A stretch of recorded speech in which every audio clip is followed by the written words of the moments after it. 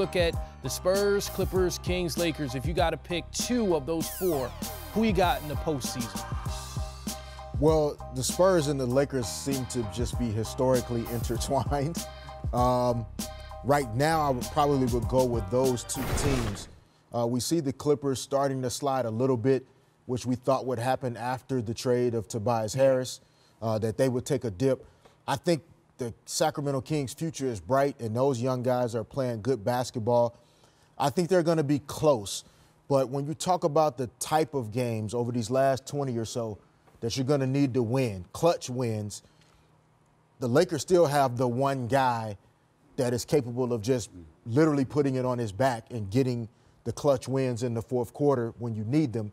So that's why I would go Spurs probably, and then Lakers may jump over the Kings and Clippers.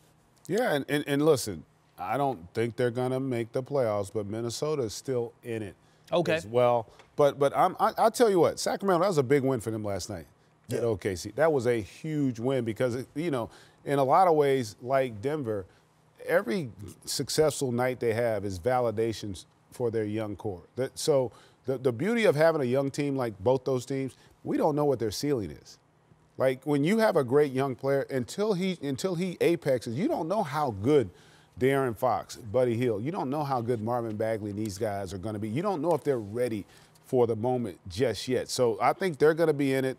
The Spurs obviously are going to be there, and the Lakers. It's, to me, that's probably the most intriguing storyline of the season is what happens in the 8 and 7 slots of the Western Conference.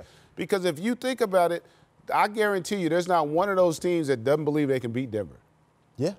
You know, when you look at a potential 2-7, 1-8 matchup. And so, like, that's what makes this even more intriguing. And let's not forget that Denver was one of the first teams to be that 1-8 upsetter when they knocked off Seattle many, many moons ago. The Dikembe Mutombo. Yeah. So, like that's the thought process for all these teams right now. I mean, we were laughing about it before we came back on the air. It's like, man, the Lakers picked up a half game tonight, didn't even play.